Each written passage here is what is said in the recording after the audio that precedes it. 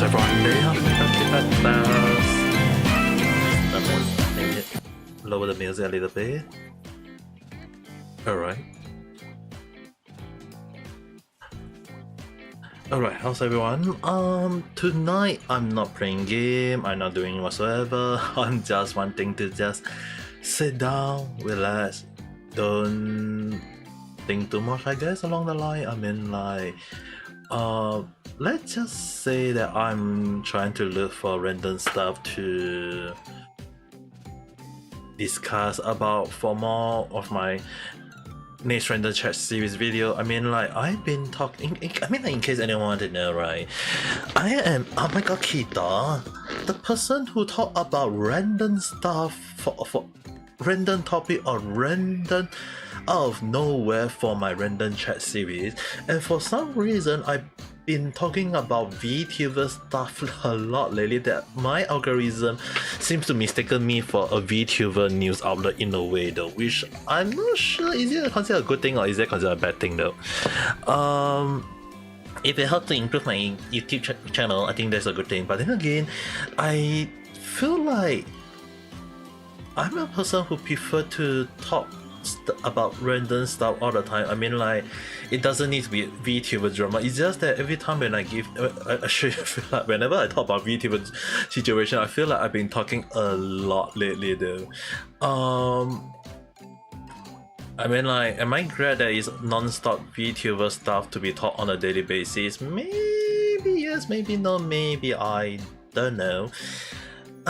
But then again, I mean, I prefer to talk about random stuff once in a while though. I mean, everyone have their own preference along the line, I guess. But then again, I would say depends on the situation. If I like to talk about random stuff, definitely yes. But when all the random stuff tend to be just about VTuber, and actually I've been talking about Niji-sanji a lot lately. Yeah, definitely not a good sign at the very least for my situation. I feel like I've been talking about Niji-sanji way too much though. I feel like at least that's the case for me. I wonder if I'm talking way too much about Niji-sanji though. I mean, like, if there is no such Niji-sanji drama, it'll be good for the company in the long run. But when you have Niji-sanji talking about like non-stop drama, it's just like, what the heck were they thinking along the line though? I mean, guys, don't get me wrong, do I love talking about Niji-sanji all the time? I will be admitting that yes, I'm very vocal about Niji-sanji about all the things they did. But then again,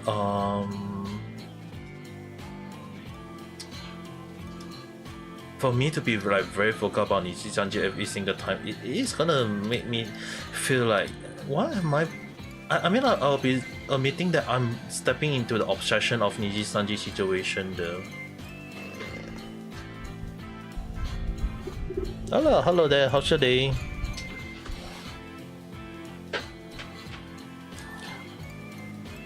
Right now I'm just chilling and relaxing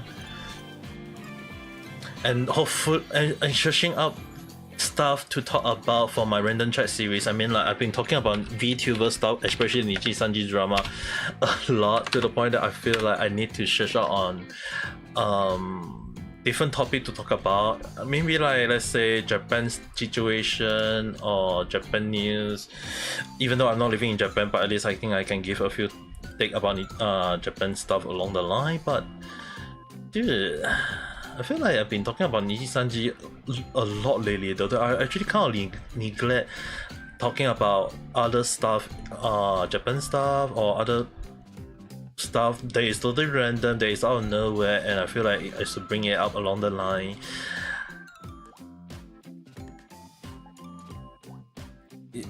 I feel like I've been talking about quite a lot of I mean, like, it's called random chat, but yeah, I've been talking about VTubers a lot lately though.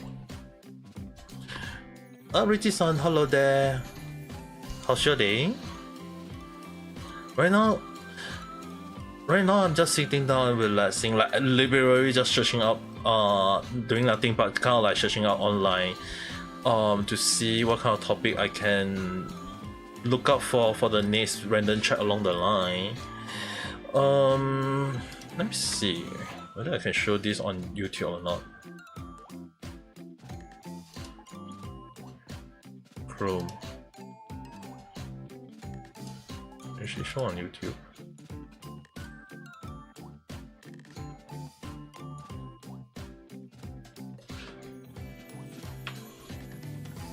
And thank you for the like. How have you been, young lady? Alright, let's see. Japan news. Crime. Men say, sorry, I'm hungry before robbing Goma convenience store. Goma. A man robbed a convenience store in Isesaki City, Goma Prefecture on Thursday morning, telling the female employee, sorry, I'm hungry, before fleeing with several grocery items. According to police, the incident occurred at a 7-Eleven store just before 3 am, local media reported. Police say the man entered the store and wandered around for a few minutes. He then told the employees that there was more on some of the bread and lead her to the bread and pastry corner. She pulled out a knife and apologized, saying that she was hungry. The man told the employees to fill a plastic bag with bread and other grocery items, after which he left the store, got into a car and drove away. The employee, who was not injured, immediately called 110. Police say they are examining store civilian camera footage to try and identify the man, as well as street camera footage to identify the car. Wow, that's insane.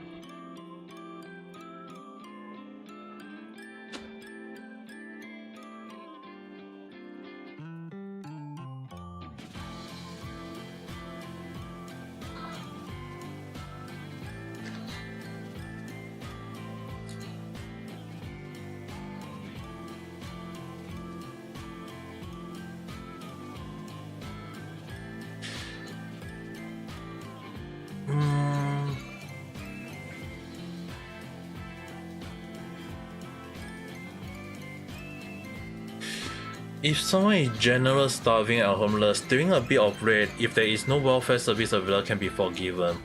Putting a knife on an innocent clerk, however, is unforgivable. Yeah, I do agree on that though. I mean, like, there are a lot of homeless people in Japan. I wonder if this person is very poor and he got nothing left, like basically no money. And I mean, like, he didn't rob the money from the store, he just basically looking for food though, which is ridiculous. Just easy. Reality sending is slow. Yeah, reality have been kind of buggy lately again though. It has been very buggy lately. I'm not sure is it reality issue, like the server issue or something along the line. But it's very ridiculous though.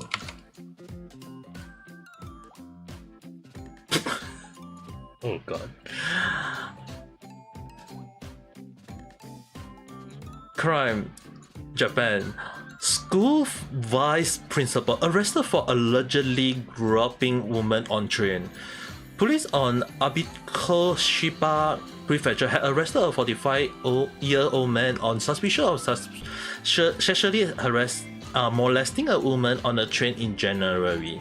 According to police, the incident occurred on an express train running between Abiko and Tenotai Station on the JR Joban line between 12:15 and 12:20 am on January 21st, Kyodo News reported.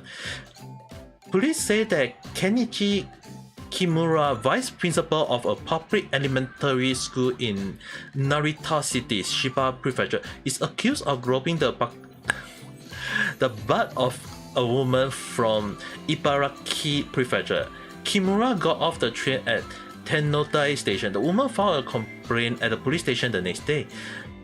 Police say the woman identified Kimura after looking at the footage taken on the platform at Tenodai Station. Kimura, who was arrested on Wednesday, was quoted by police as saying that he remembered the woman telling him stop touching me, but can't say he recalled groping her.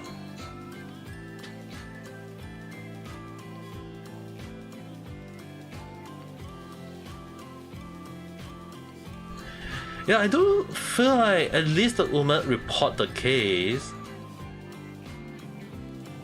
but it's kind of funny that, yeah, I do agree. I mean, like, this comment I do agree on. You guys have to understand. It's either yes, I molested her, or no, I did not. It's I don't recall. I don't recall. I don't remember. Like, dude,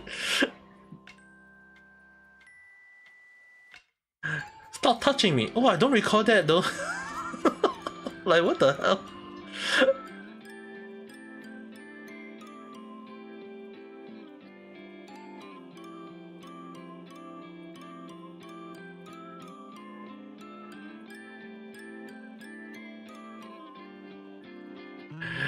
Dude, why is Japan full of funny cases though? I mean, like, it's either like guys, like, if you guys read about news about Malaysia or Singapore lately, right? I'm not sure about Richie-san. You guys maybe correct me if I'm wrong. It's like the latest news seems to be mostly on the weather, right? I mean, I'm not sure though. I mean, like, they have been saying like the weather in Malaysia and Singapore have been very, very hot, and it's just basically telling the whole damn world that you get an aircon or a fan just blowing at you every single 24/7 along the line. Even I'm right now having an electric fan blowing at me right now though. So I don't know about the latest one. Which one?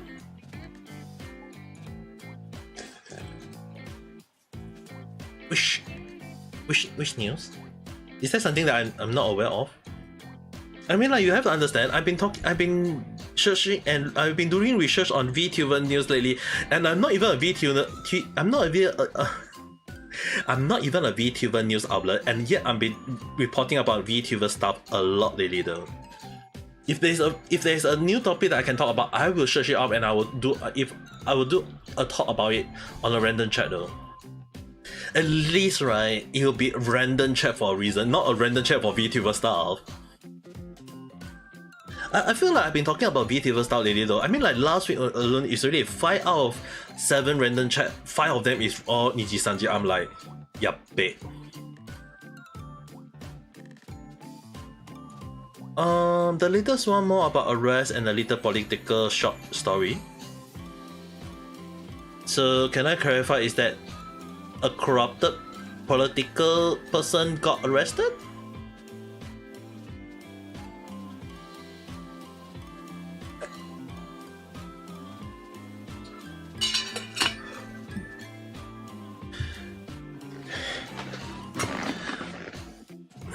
A bullet factory explode in frame. Dude, wait, what? It's in Malaysia, right?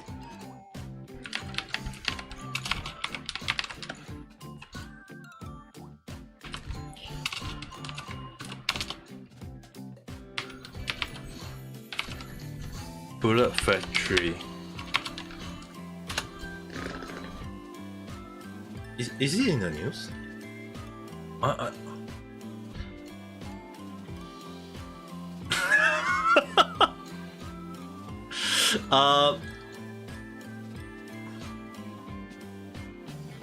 Okay, ちょっと待って。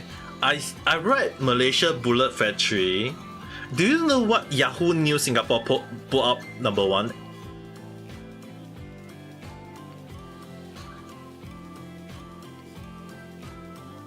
Malaysia condom maker makes business and fresh.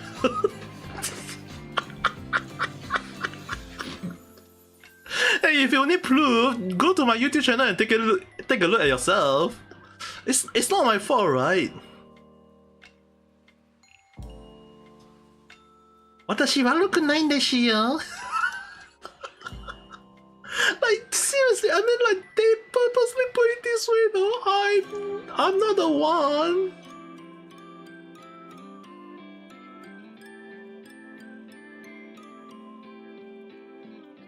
It's Indonesia. Oh, okay. Indonesia Bullet Factory.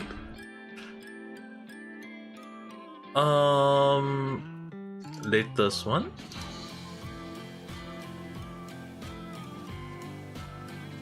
Not anything that came out. Oh, is it this one?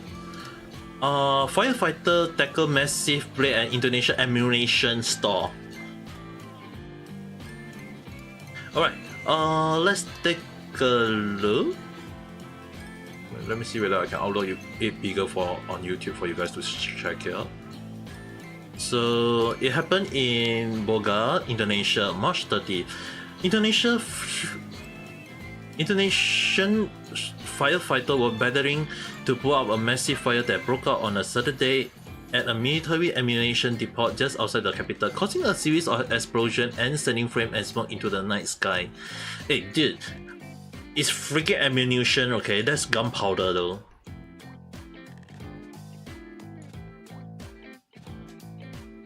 No one reported to have died or injured during the incident. Military officer Muhammad Hassan reported on the scene, saying the fire had started in a part of the facility that was used to store expired ammunition.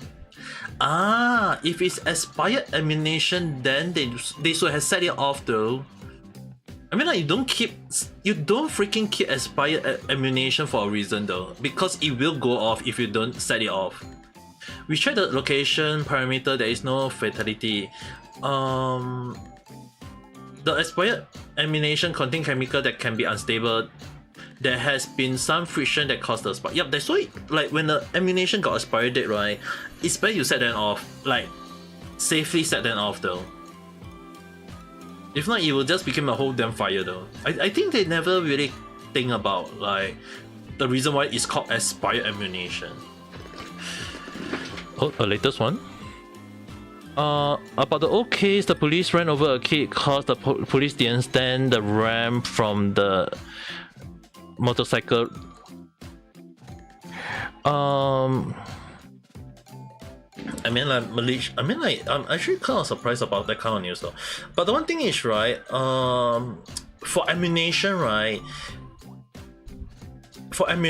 it's actually very important to set it off, especially when it's expired. It doesn't mean that anyone have to use it. From what I know, right, for me, where I used to be part in the military in the past, you can ask Wee-san for confirmation for Rishi-san if you need to. Like, when there is ammunition that has, like, normally we'll try to use ammunition before they reach expired. And if in the case that we forget about it and it expired, right, there is one thing we'll do with it, is that we'll put it in a safety area and we'll set it off. There is a safety spot somewhere in every country that we set off, like we set off the expired ammunition. We have to set it off, because if we fail to set it off and we leave it in the storeroom for, let's say for example, the warehouse in this case, it will out of nowhere explode on its own, because the atmosphere, the weather lately have been very, very hot, right? So the heat from the weather can also set off the chemical to be unstable and it just explode on your own. So often more than not, expired ammunition tend to be like the most unstable chemical in any situation, and the best way is you set it off before it set off on its own, because when it set off on its own, right, it can cause fire or cause harm to anyone without realizing it though. Putting up a fake bomb in the shopping mall in the past, and she said before, it's either a safe place or a box for anti-bomb damage. Yeah, that's the thing. You have to put it off in a safe spot. If in the case that if we find it very unstable, right, what we'll do is we'll use a box to cover it up, and then we'll detonate it. Like, we'll just put an explosion on it and let it explode on its own, which is very bad. It's one of the not recommend situation to do, but if we find it very unstable, we have to set it off on the spot itself. So one of the things that, especially for expired ammunition, right, although unstable, the only thing that will set off is by friction, heat, or random, just drop it. Which the reason why it's very dangerous if you drop a box of ammunition. So, but the thing is, right, I think, okay, this is just my speculation, okay? So take it with a pinch of salt and throw the salt at the screen if you need to. I think it may, the ammunition have been set off not because of friction, it's most likely being set off by heat. Because Indonesia, Singapore, and Malaysia, right, have been on a very high heat recently, so I think the heat from that weather have been setting the, like, it's enough to cause the chemical within the ammunition to set off though. I mean, like, you living in Malaysia, you should be aware that how hot Malaysia right now is, right? I mean, like, they already set off the warning about the UV warning is like way too high. Even in Singapore, they did set, they didn't really like set off the warning, but it's more towards they saying that, hey, it's very dangerous right now. So I think the heat is enough to cause the, I'm actually believing that the heat is more than enough to cause the damage of the ammunition to set off though. Often more than not, right, unstable ammunition, right, the reason why it's called unstable is because any form of heat is enough to heat it up and cause it an explosion though.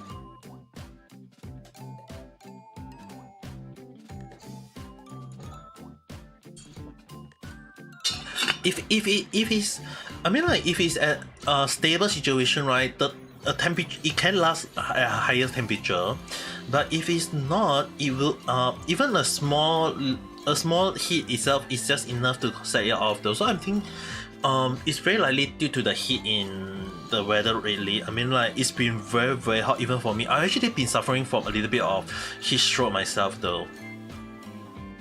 I've been drinking a lot of water as well as mostly taking shower. Like, normally one day I would take 2 showers, one in the morning and one in the afternoon. I mean, like, night time. But lately I've been showering like one day 3-4 times, and I have to change my t-shirt like 4 or 5 times because it's full of sweat though. And I don't feel good about sweating a lot though. I have to tell you guys that.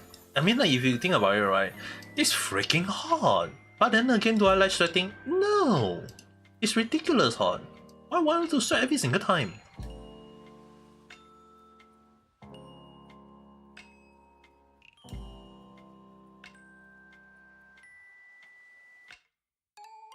Oops.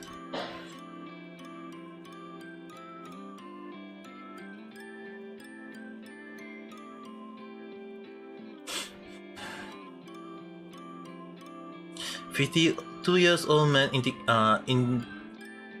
indicted for raping teenage daughter between 2013 and 2016. Dude, this is a very old case, right?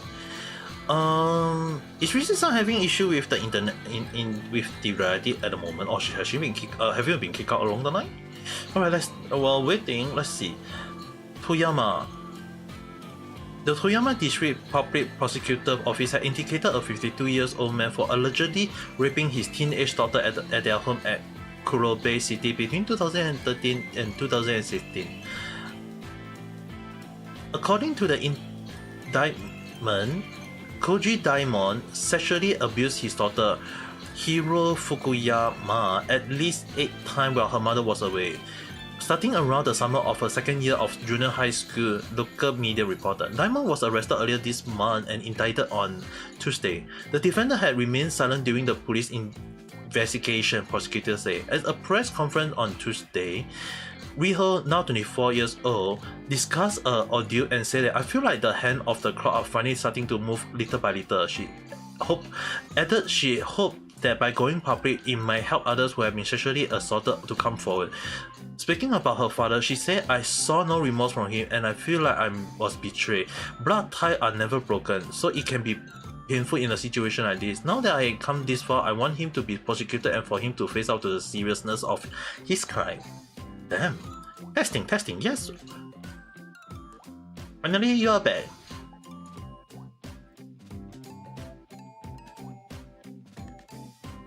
Horrible. That put off the breakfast.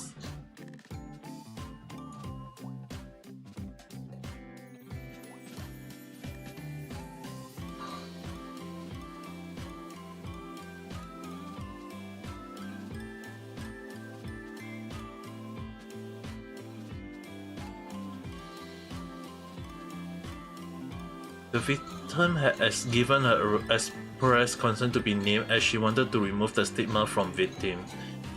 A brave young lady, indeed. Going public with this just proved to show that sexual harassment or sexual assault in Japan is not a tolerate. I do agree on that though. It would encourage people from doing this kind of thing, but the thing is, right, sexual harassment or sexual assault in Japan is, for me who live in Japan, I would say yes, it is pretty common in a way though. Especially at the train station area though.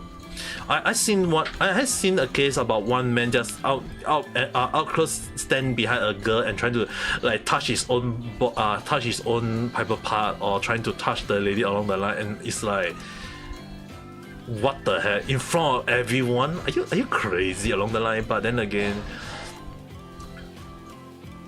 there is always one. I mean, like not every single time, but there will be there will be a case of one. I mean, like when you have a Japan who is full of a lot of people already.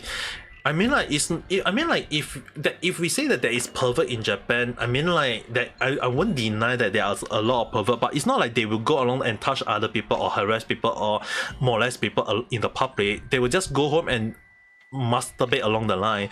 But obviously, like I mentioned, when there is like a lot of pervert, right, there can be like even if they say that this is a 0.0000001% of happening, if you consider that Japan have how many population, you just times zero, like that 0.00001%, it means that there will be like 100 or 200 people that is doing that in public though. So yeah, I have seen one, we call it chika.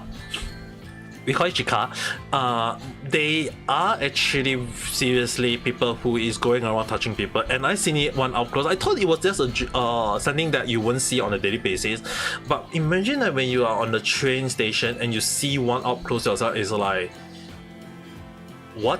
So basically what happened is that we actually initially we were all like, everyone on the train, right, we all just ignore it. The girl just trying to walk away. It's only when the guy actually go out and touch the girl butt that we, like me and another guy, we stand out. We actually both stand out and we grab him and we got off the next station and we reported him to the police. He was struggling. He was struggling at the time. I remember it happened in 2019.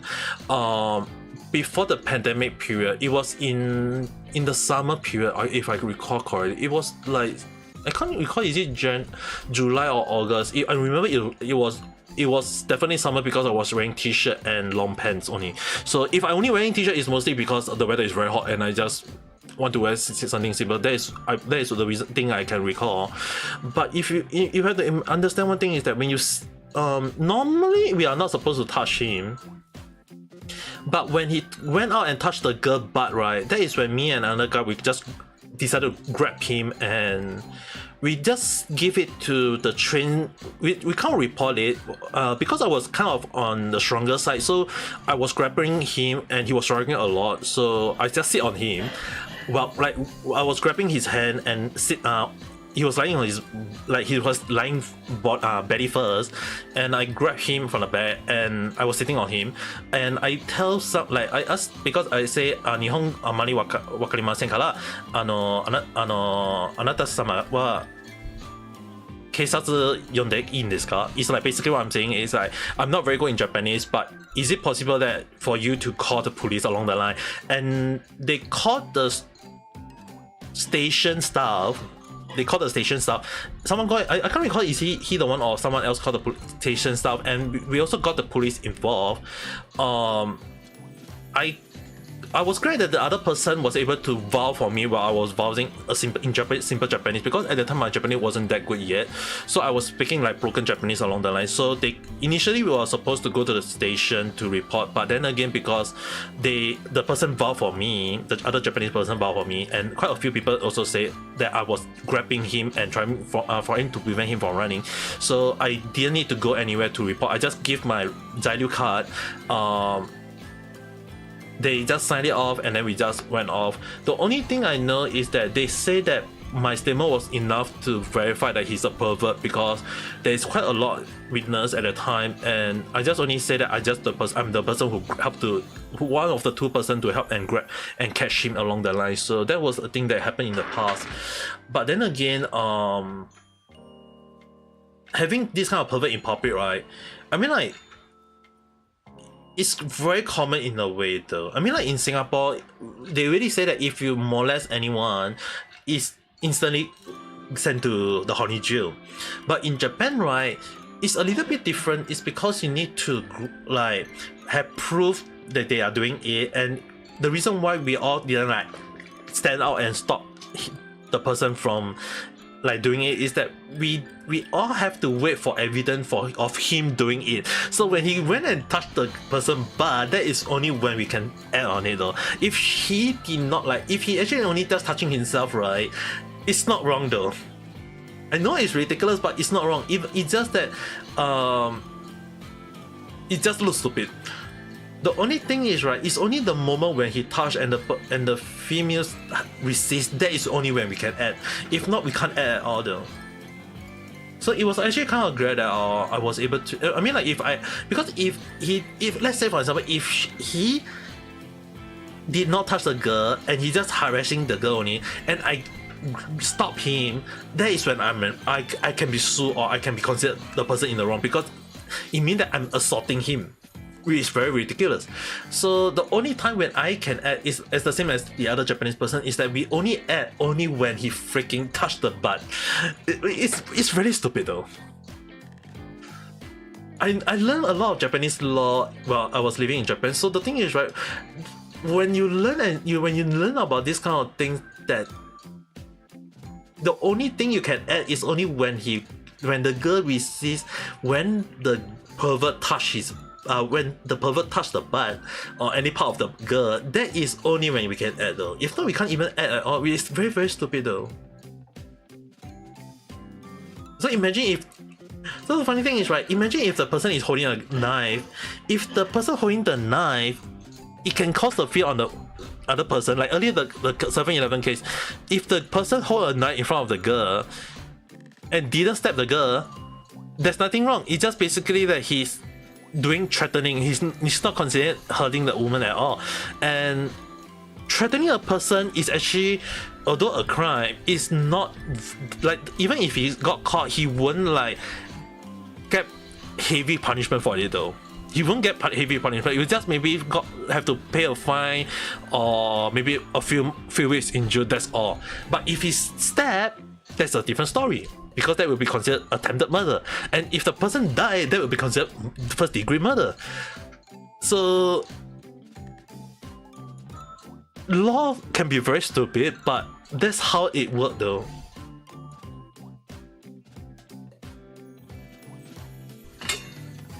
I'm not very sure about the law in Malaysia though. Maybe one day I might have to look it up.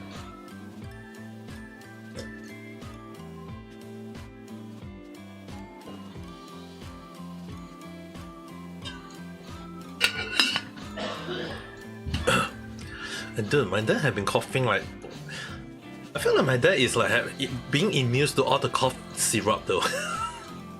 Like in case anyone are hearing the coughing in the background, that's my dad. He's called back from the hospital along the line, but then again, he's coughing non-stop though.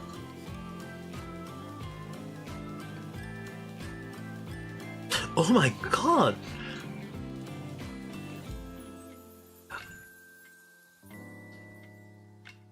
Seria-san, konnichiwa, how's your day? And thank you for the like.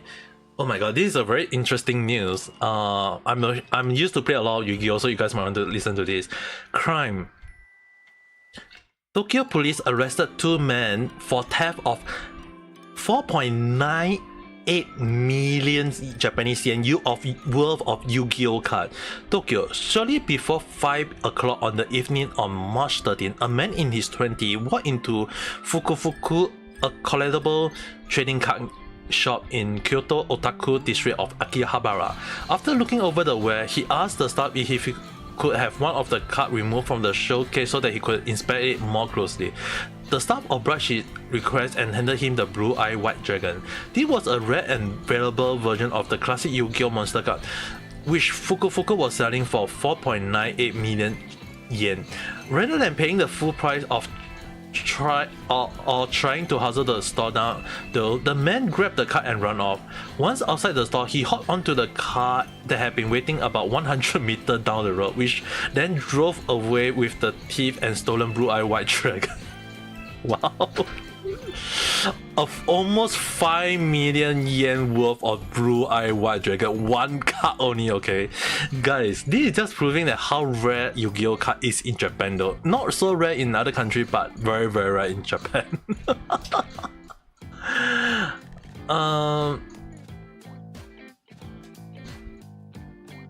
Just as their luck will eventually run out if they are running risky strategy in a card game, the two men involved in the robbery have been found and arrested. On Friday, police announced that they had arrested two 22-year-old men, Sora Takashino and Kanda Asami. Takashino had admitted to being the one who entered the store and stole the card, saying that I did it to get the money for living and entertainment expenses. Dude, this is ridiculous that they can go out thinking stealing a card and say that, hey, you know what, I'm gonna use it for living and entertainment expenses. I mean, like, living expenses I can understand, but entertainment expenses? Like, what? I mean, like, what kind of entertainment expenses is he talking about though? Holtress? Positive? Send this guy to the honey jail as well.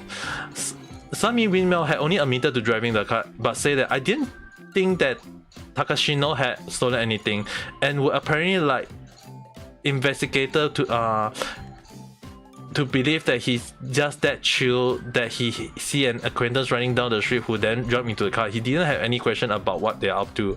Sunny had been identified as the resident of Kyoto Toshima Ward, while Takashino had no fixed address. Neither of the two men is employed. Dude, I don't believe the other person said, hey, I'm just a driver along the line. If he's not employed, then I think it's very likely that he's also one of the he's also agreed to this though. I don't think he's innocent at all though. On the night of the robbery, roughly 3 hours after the incident took place, the men say that they sold the stolen Blue-Eye White Dragon off at a different store in Ikebukuro Road for 1 million yen. Oh my god, 1 million yen. Assuming discounting it so that they could transfer the stolen property into cash as quickly as possible. It's unclear what happened to the car after that, as well as whether or not the money they got from the sale had already been spent or not. With a recent rash of card theft and smash and grab robbery, merchants may have to rethink how merchandise access they give to customer pre-purchase. I did it to get the money. Maybe get a job or two. Yeah, I do agree on that though, but it's just that a lot of people doesn't want to work.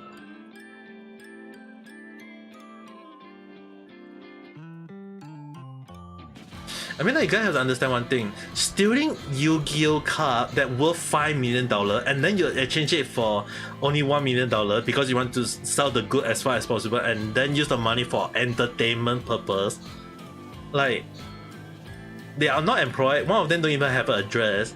If you're using the money to buy a new house along the line and turn into a new leaf, yeah, maybe I can understand that. But if you're using the money and then you just use it, hey, you know what, I'm just going to use it for entertainment purposes, I'm not sure whether he used out all the money or not. But if you're using it for entertainment purposes, it's like, the only thing I can think of right now is that entertainment purposes, it can mean a lot of things like karaoke or pachinko, using like trying to gamble for more money along the line, or have fun in the central store or go to a park along the line. So if he's using that money for that purposes, that's number one, using out you gain money. Number two, that's a waste of money. Number three,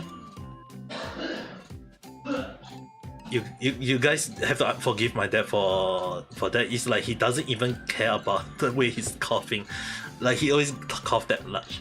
Okay, the thing is, right, if number three, he's definitely have to go to the honeydew if he's using it for sensual stuff though.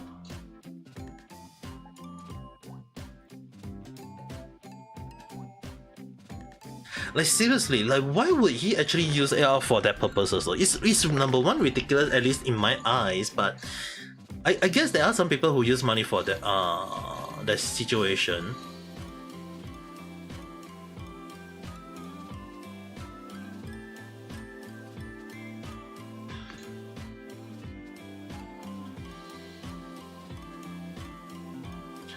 "13-year-old girl," oh god.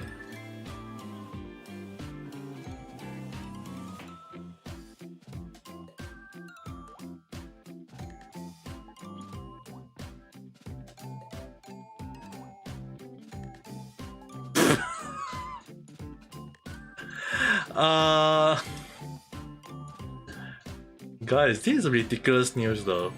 Police officer busted for stealing woman underwear from server's residence. The Tokyo... oh god. The Tokyo Metropolitan Police Department on Friday suspended a 44-year-old police sergeant for 3 months for stealing woman underwear from home and apartment in Tokyo Edogawa Ward. The officer, Kensuke Tsunoda, who was assigned to Ushigome Police Station, resigned on the same day. Kyoto News reported. Police said that he faced theft charge. According to police, Tsunoda stole underwear from the first floor of one house and the first floor balcony of 2 apartments in Edogawa Ward between February 25th and February 27th. He was caught stealing underwear drying on the balcony of another first floor apartment on February 29th by the resident. Police say dozens of items of women's underwear were found in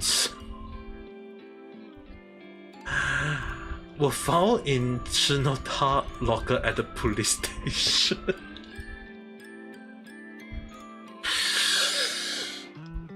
Oh god, dude!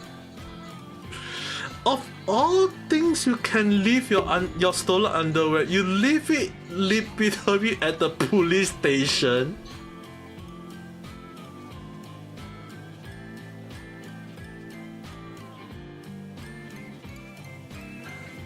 Send this man to the honey jail.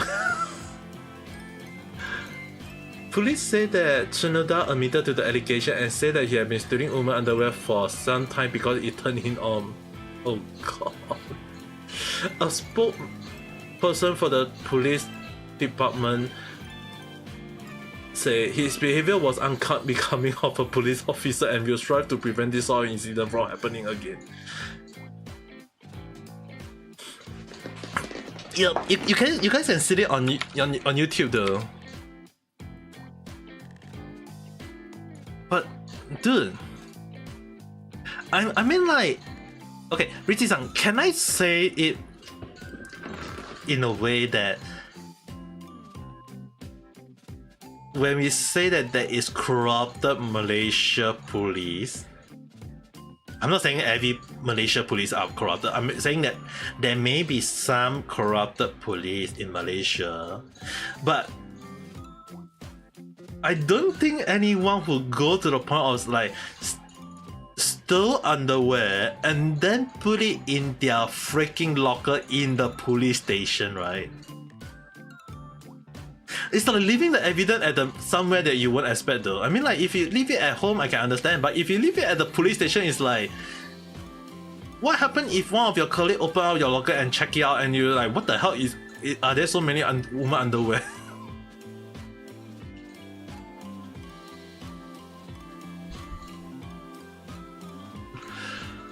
It's no word for it. That's the thing. This happened in Japan, and I mean like if you steal underwear, Why would you want to leave it at the freaking police station? He's a freaking police officer, I can understand, but leaving it in the police station in case anyone go and search out his locker and he's like, why the hell you got so many woman underwear? It's like, do no one ever open up his locker to do a cleaning or checking along the line? I mean, like, privacy I can understand, but imagine like if you are like changing your clothes and someone just saw you open out your locker and saw all the underwear, wouldn't that be even more worse? Like, what was he thinking?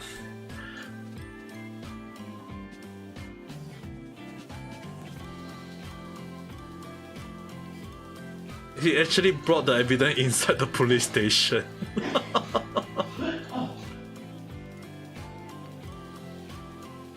It's ridiculous though.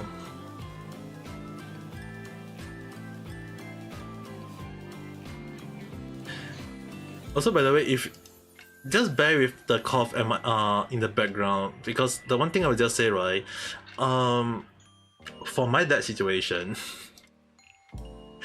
he's immune to cough syrup. He's immune to cough syrup, so basically he will keep on coughing in the background. I'm trying to use noise suppression, but it will affect my voice in a way though.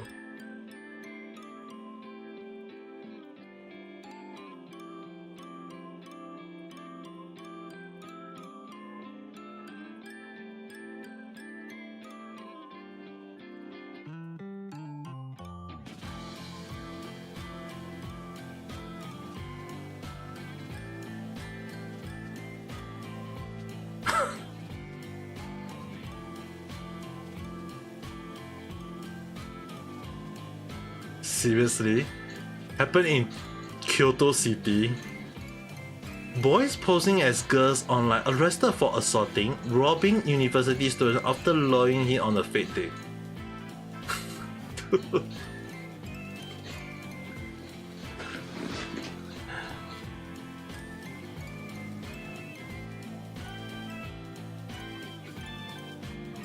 Warm ginger tea. I'm not sure whether you drink or not though. You know what? I'm going to ask. Let me mute for a while. I'll go and boil some drink for him.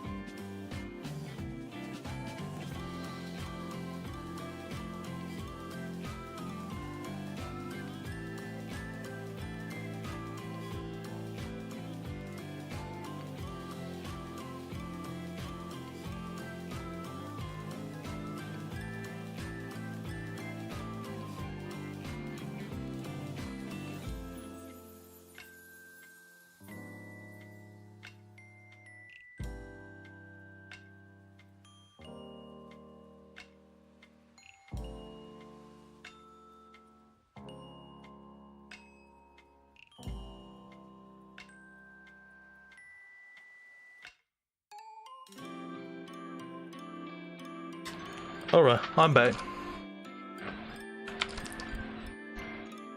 Yeah, I was kind of lucky in a way that there is still some... There was still some left though. Some ginger tea left. Hi, tatamiya.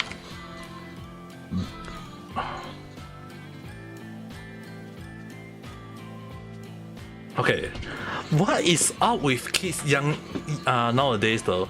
Police in Kyoto City after arresting two 14-year-old boys, 1 4-year-old boy and one 13-year-old boy. It's like, dude, those are just still in middle school along the line. For two 14-year-old boy and one 13-year-old boy on suspicion of assault and robbery after they posed as a girl online and lured an 18-year-old university student on a fake date last October. According to police, the incident occurred on the night of October 22nd on a street in Fushimi Walk. Kyoto News reported. Police say that the teenager had been using social media sites pretending to be girls looking for a date. When the university student responded to one of the messages, they arranged for a meeting on the street. When the student arrived, two of the boys punched and kicked him. They told the student that he could be arrested for sociating sex from a minor and then took 65,000 yen in cash from him.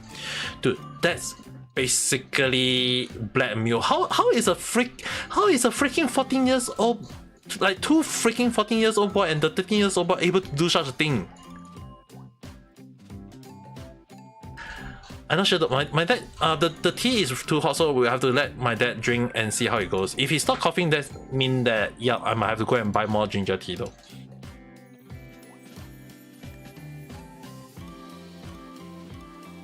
Oh my god, that explains a lot.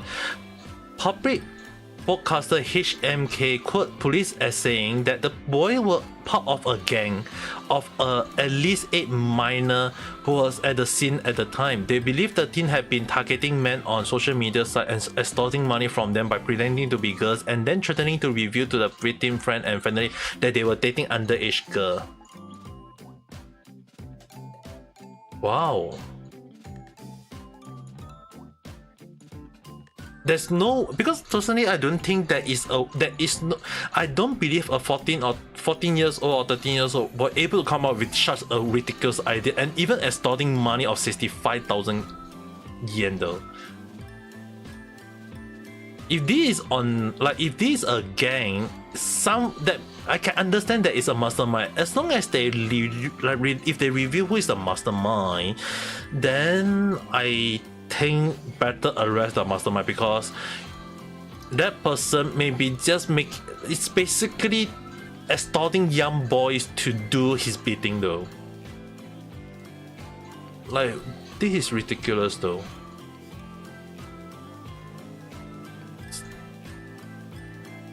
I mean, like, what is up with young boys nowadays though? I mean, like, if their parents is not taking care of them or even teaching them the right thing, then it might be bad for the parents, because it will not look good on the parents. And knowing that parents in Japan, they tend to care about their face a lot, quote unquote, so it may not be very good for the boys' parents though. Imagine if, unless more of them are stating that they are not having care by their own parents, then if that will even look bad on the parents itself though.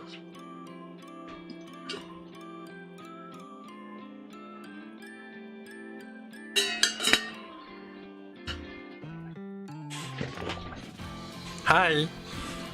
Hello there.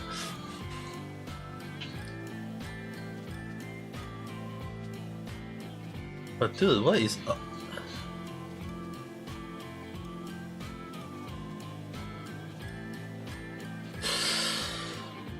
Seriously, what is up with this?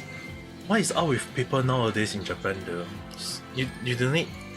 Yeah, you don't need to say that whether do I speak Japanese or I'm speaking English right now though. 私今日本語じゃないよ。I'm not speaking in Japanese, I'm speaking in English. A man arrested after beating daughter for not helping with chores. Sapporo. Police in Sapporo had arrested a 34-year-old man on suspicious. Dude, this guy is this guy younger than me freaking assault his daughter that is under 10 years old in the face?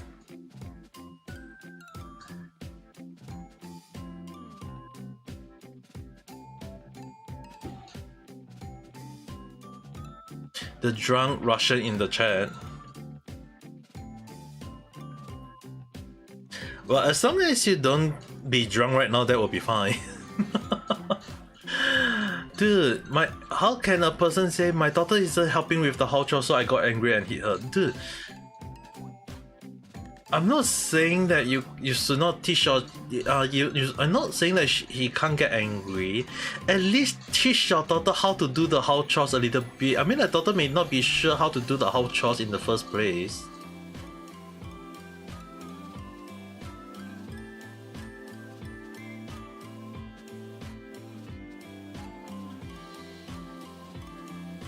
There is many crime-related articles taking place in Sapporo or Hokkaido of late.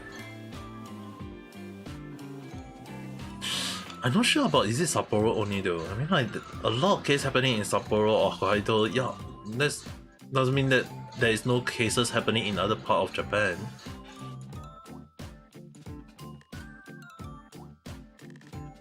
I mean, like cases in Japan is a lot though.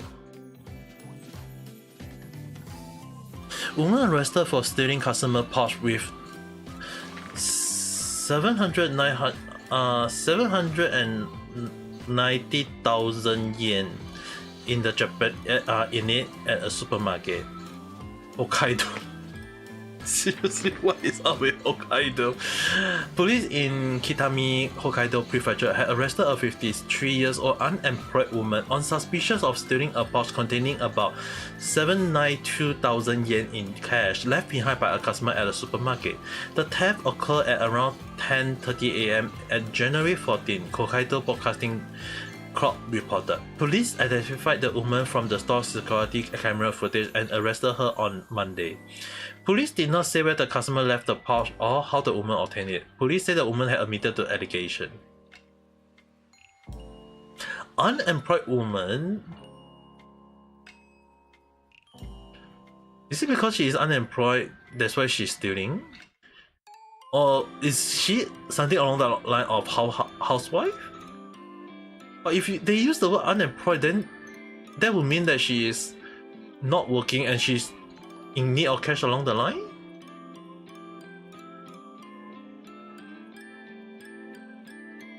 Man arrested for stealing 2 rings worth 1.28 million. Dude, can someone explain to me? You are so drunk to understand what I'm speaking about. Wish you luck. Okay, sayonara. Can someone explain to me how is 2 jewelry ring? Like, how is 2 jewelry ring cheaper than a Yu-Gi-Oh card?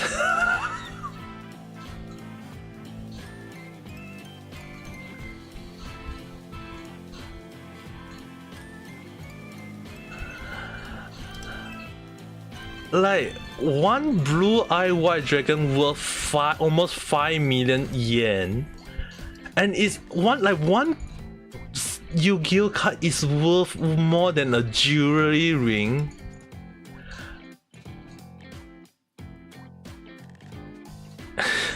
Dude, I don't understand. I seriously don't understand what the hell is.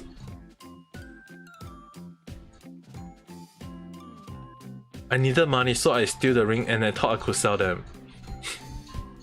Imagine if this person know how expensive a Yu-Gi-Oh card is. I think he will change his target though. Dude, how is a Yu-Gi-Oh card worth more than a freaking ring though?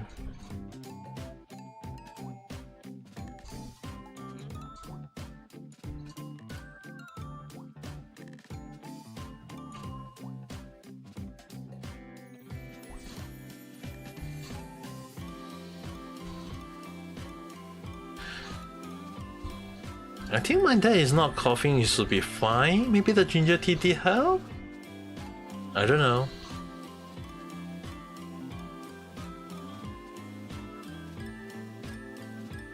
Dude. What is up with Yandere boyfriend now? I think this guy is a sick in the head though. Against Sapporo. Dude, why is it at Hokkaido though? Police in Sapporo, Hokkaido had arrested a 25-year-old man on suspicion of assault after he allegedly beat up his girlfriend who is in her late teens.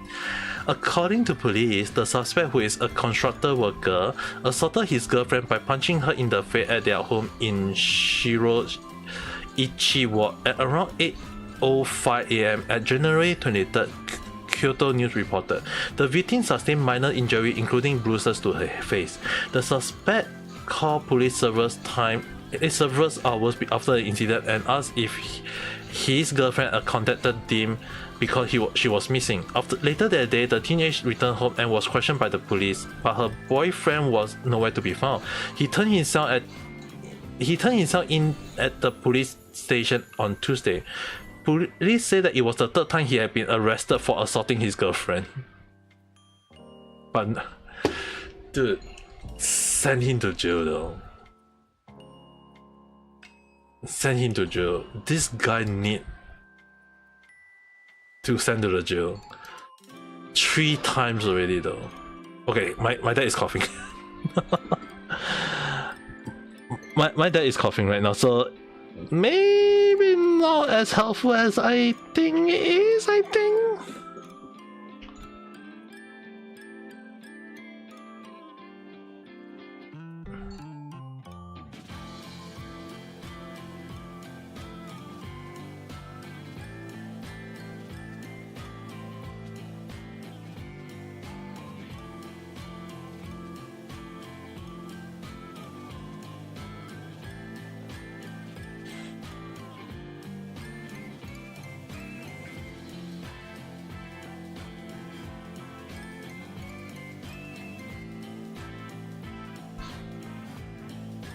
I feel like the number of news in Japan is ridiculous though.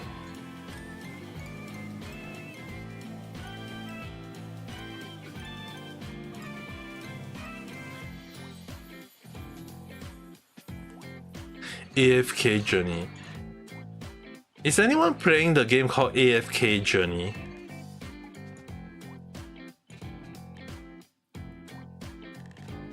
I've been seeing a lot of AFK Journey related article in a way.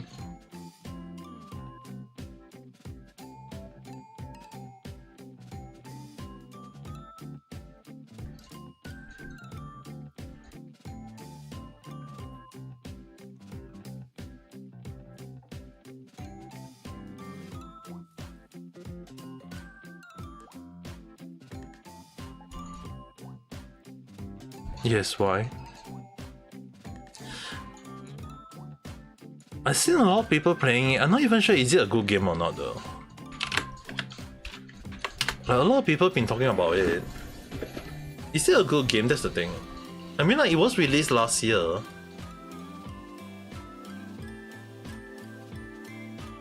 It was technically released last year, so I didn't know about the game though. I think it was probably overshadowed by Power and the other game.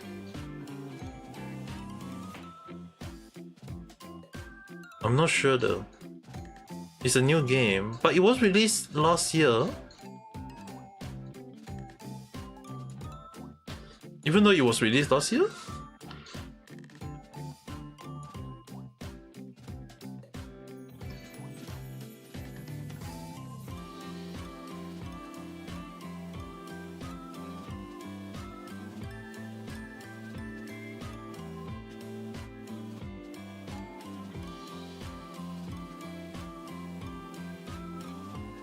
They buffed our character and released new lore.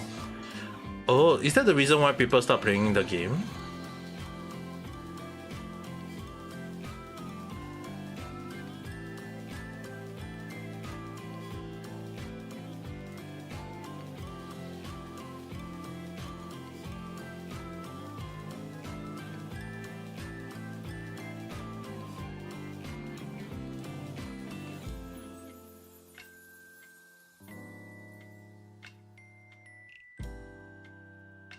But is it a good game or not though? I mean, like a lot of people are seemingly playing the game, so I'm not sure though.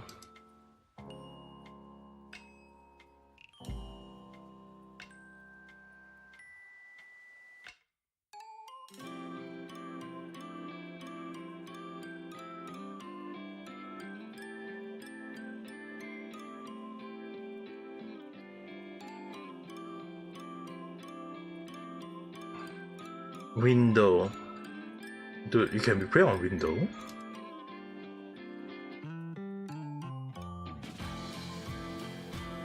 It's similar to Genshin. You can explore the land. Dude, I played too many games though. Do I still have to play this game? Just for the sake? I feel like I've been playing too many games though.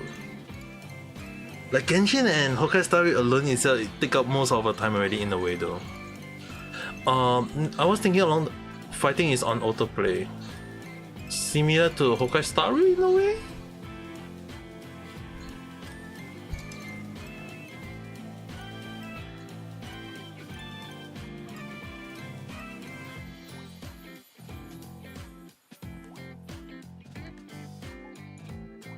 I think I can consider playing it next week.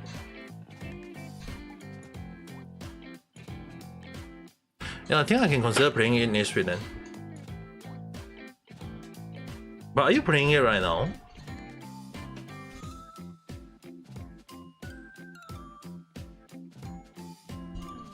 Just asking only.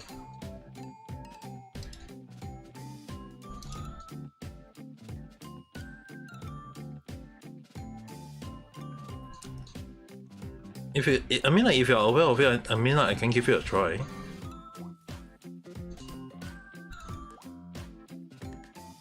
But it does mean that I have to rush playing Genshin, finish Genshin as well as Honkai Star Rail though. You've been playing it since the first release. Did I miss out on a lot? I didn't even know about this game though personally. I wasn't aware there was such a game though. So fun now. If that's the case, I can consider playing it then. I might have to check it out. But then again, if that's the case, right? This week I think I might have to rush playing Honkai Star Rail and Genshin Impact. Like kind of finish it up in 1 or 2 days. I mean, like Genshin, like for Genshin Impact, right? That is the new map I haven't finished up, so I might have to rush through that, as well as finish out most of the story quests along the line. I might have to aim for the storyline first, though. If you spam crit, you can catch up. Plus, you don't need to wait for the whole cutscene. Yeah, I think I can look into that then.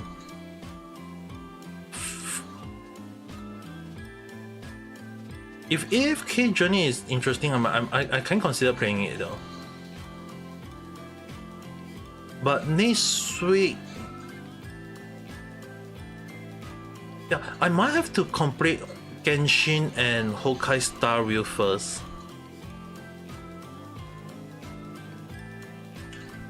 Because the thing is, right, I want to finish out on Genshin and Honkai Star Rail for like at least 100% completion rate. At least that's how I feel.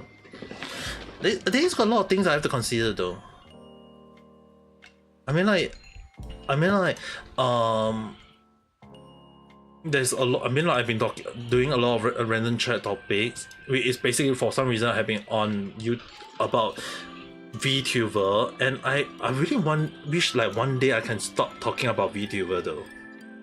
But then when you have Vtubers new coming out on a daily basis, and each of them is so different that you have to you want to talk about it, it's like, yeah. I already got a topic in my mind to talk about for next random chat though. Tomorrow is technically I mean, like right now is technically 1st of April. April Fool Day, so I'm going to do one full I'm gonna do one full random chat. It's still gonna be a random chat, don't get me wrong, but it will be technically a moment of me trying to playing a fool out of myself.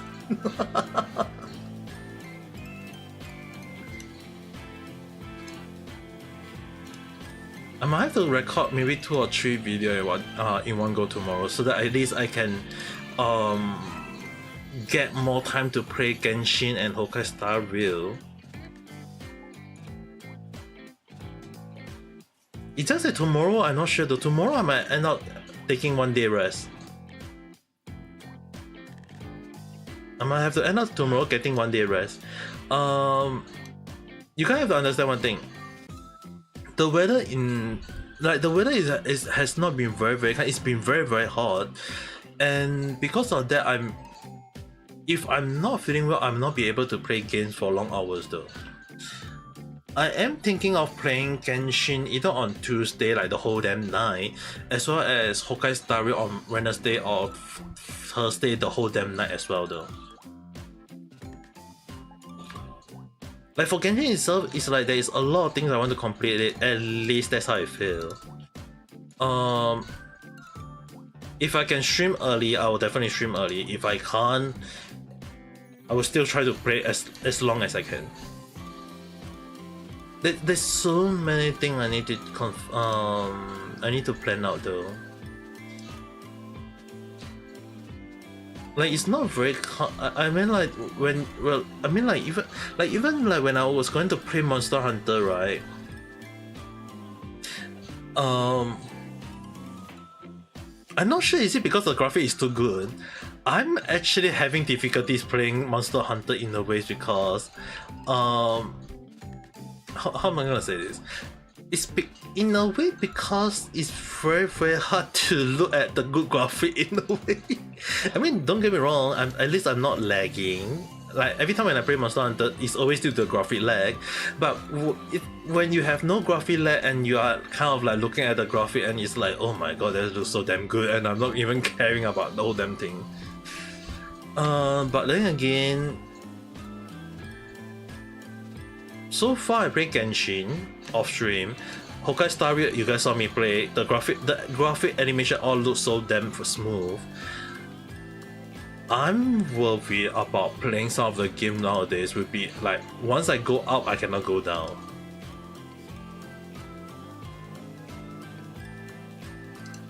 It's scary, you know guys, like when you go for the best and then you can't go downwards. Like you have to go for the best out of every single thing, every single time.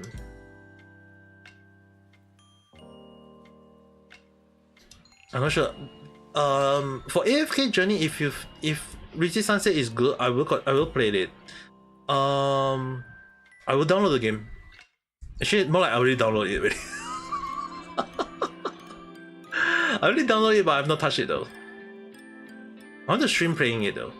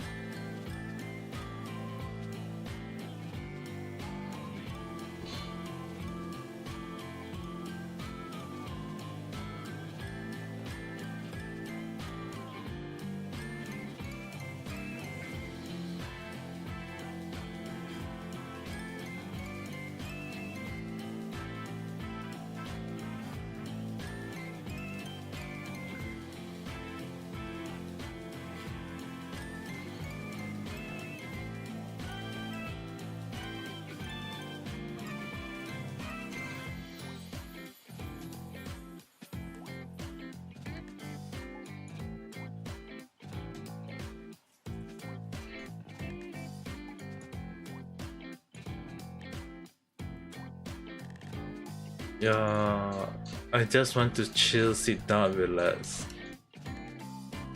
That's what I always do.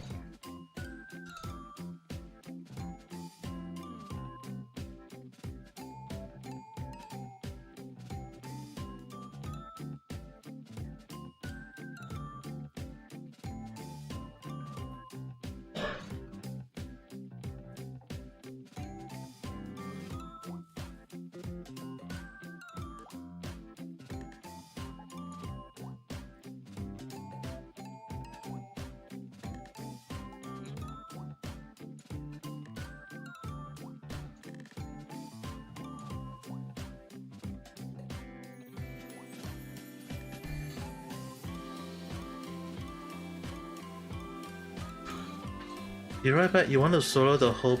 Okay, okay.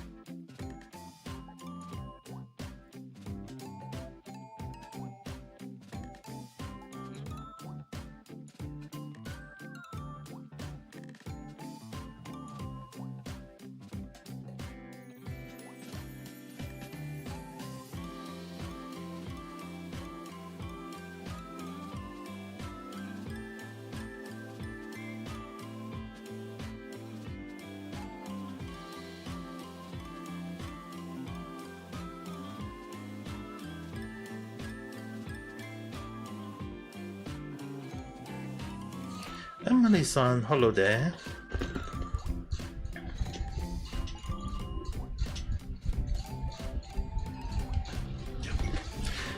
Yeah.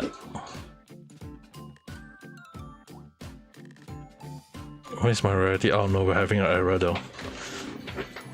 Nani atta no?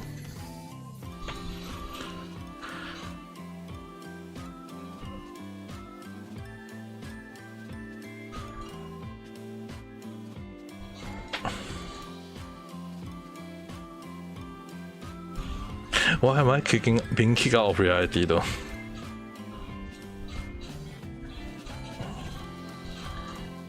Emily-san, hello there. Yeah. Oh no way! I got kicked out of reality though. Right now I'm just sitting down and chilling though.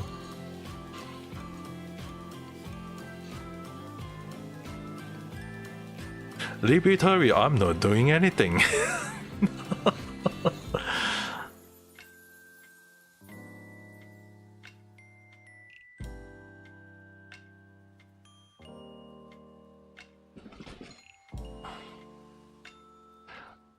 Libertary, I'm not doing anything. And no one can ask me what to do.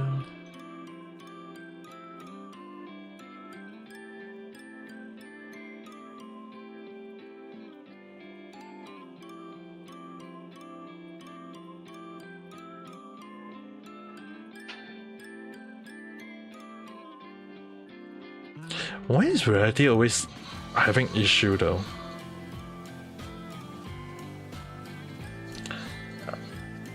Yeah, reality having issue on my end though.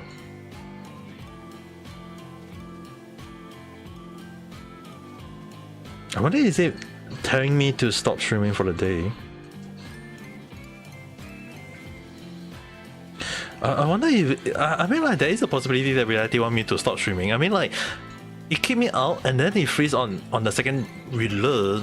It's like reality telling me, you know what? Don't stream for the day. Don't stream. It's pretty late.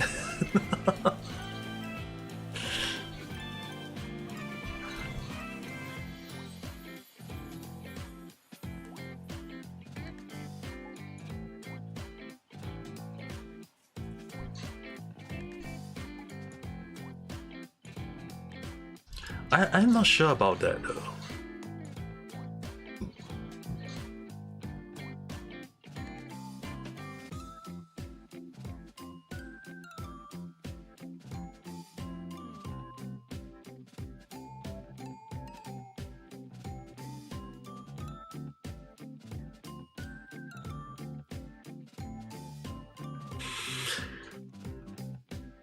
Is this gonna be forming?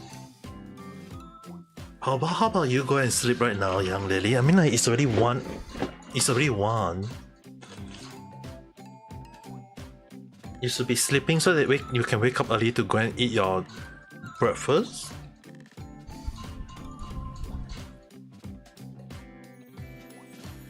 If you can, you're already asleep. Even I must want to sleep right now, you know. I mean, like, reality is kicking me out and then it freeze on me and then it just error on me, so I have to like restart reality like 2 or 3 times already though.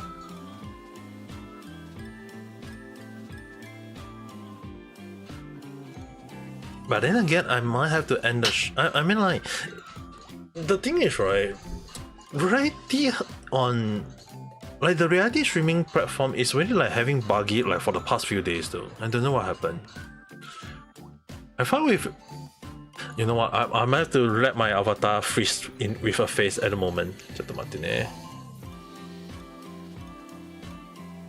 Yeah, because you guys have to understand one thing. My phone is already at 1 freaking %, which the, I seriously want. Okay, seriously, one day. Hello. Hello there, how's your day? I mean, like, seriously, one day I have to consider like get a webcam though, a proper webcam for like seriously. I need to consider getting a webcam because using my phone keep on draining a lot of the battery though. They say that I have to get the Logitech one, but I'm not sure. I mean, like, Logitech is pretty expensive though. You can't tell whether my voice is deep or not. It's not deep though. My voice is not considered deep. It's just that the mic, or sometimes when, I mean, like, most people who see me hear me online or offline, sorry, they always say that my voice is very, very high. But it's just that when I'm streaming, for some reason the mic couldn't catch up my voice and it just registered it as deep though. Even my mom say that every time when she speak to me on the phone, she's like, "What the hell are you? Why is your voice so damn deep though?" My accent? Maybe no, maybe I don't know. Your pain is going, so you're not gonna be sleepy. Dude, you definitely need some. You definitely need to try to rest if you can.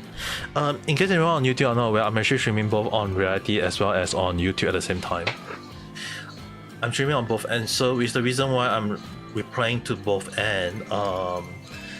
It's just that reality has been very buggy, so I couldn't do the text to speed on YouTube.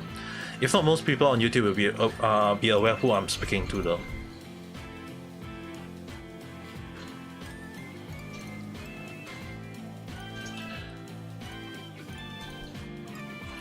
But seriously,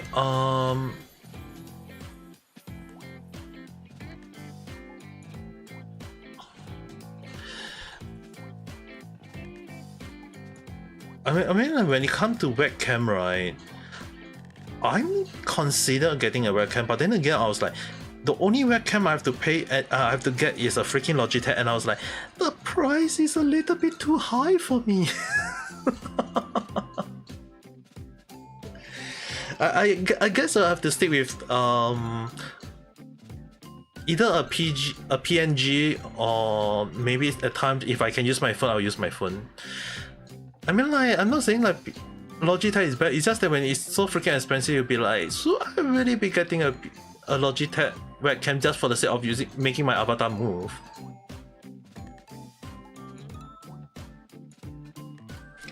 Maybe once I get modelized on YouTube, I will consider that. So far, I would just say that I wouldn't say I'm near to modelization on YouTube though. I have to tell you guys that I'm not anywhere near. Even when they say once I reach 500, but the thing is, right, I have to reach the 3,000 watch hour. I'm like, yeah, I'm not gonna reach anytime soon. No, I'm not Japanese though. I can speak Japanese, sure. I used to live in Japan for 6 years, but I'm definitely not 100% Japanese though.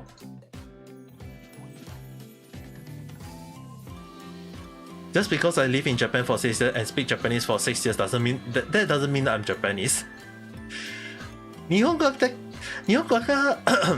ができるのに、でも日本人じゃないよ。ただ普通の日本語喋られるだけです。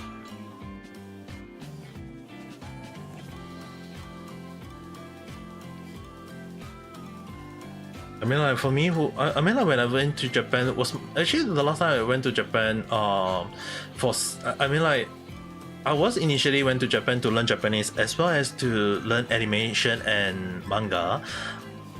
So it was kind of like just went there to learn and study, and because I was living in Japan, so technically you have to improve on your Japanese so that you can speak with the local people or with your classmate, or even understand the lesson, because everything in the lesson is basically the sensei is speaking in Japanese, your classmate is speaking in Japanese, so you have to speak in Japanese. If not, you'll be having problematic learning a lot of the things though. So for me, who live in Japan for 6 years, I would definitely agree that first year I suffer a lot. It's like when you learn Japanese and you learn a little bit of Japanese and you thought you are very good in Japanese, and when you went to Japan, it's like, I'm a freaking flop in the world. Because learning a little bit of Japanese does not make you good in Japanese. So I have to relearn Japanese when I was in Japan for the first year, and when I attended the class, it was very hard, but at least I was able to at least understand most of the lesson though. So, and after that, I kind of got stuck in Japan because of the pandemic. I couldn't leave Japan, so I was stuck in Japan for additional 3 more years before I finally get out of Japan.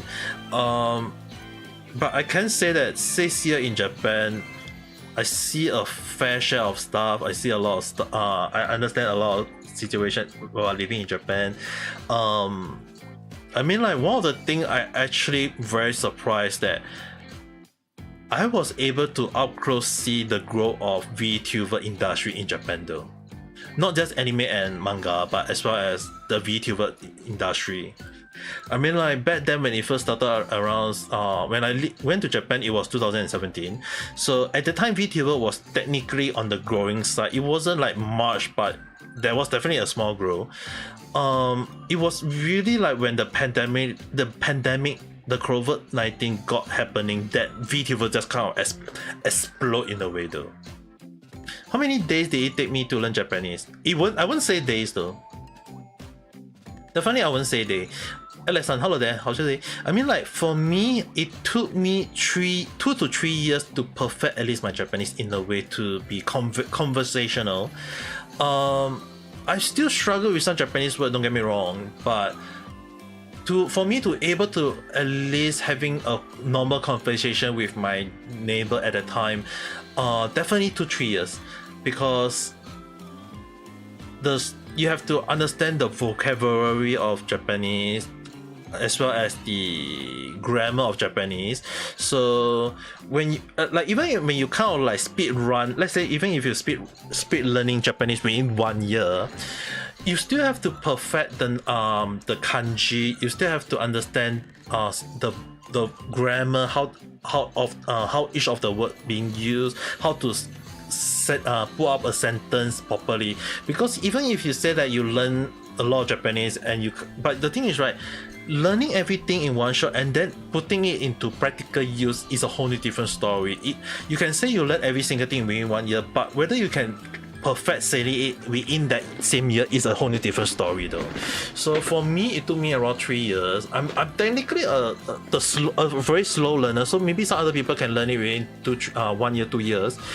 But if you're saying like for me to reach up to N2 level, I mean, like in JLPT there is N1 to N5, the hardest to the easiest. N5 is easy, N1 is being hard.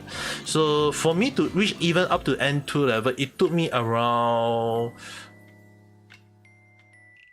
3 years though. It took me out to 3 years. But even right now, N1 is still very hard for me to take. I can consider taking N1, but there is still a lot of things I feel I need to improve on, like the kanji, the sentence structure along the line. Like a lot of Japanese word, right, they have a lot of trick line, which is the reason why sometimes when you hear Japanese like so desu ne, or maybe they say so desu ka, or maybe sometimes when they say if you say one sentence and they will repeat your same thing again and again, and the reason for them to repeat the question again is to verify what they hear is not wrong, because a lot of kanji sound similar, or maybe a lot of the sentence sound similar, that they have to verify is it the same thing. Does Japanese movie help? Not really. And the one thing is, right, a lot of people did ask me like, learning from anime or drama or movie, does it really help? What you guys have to understand, one thing is that in Japan, right, that when if you ask any local Japanese,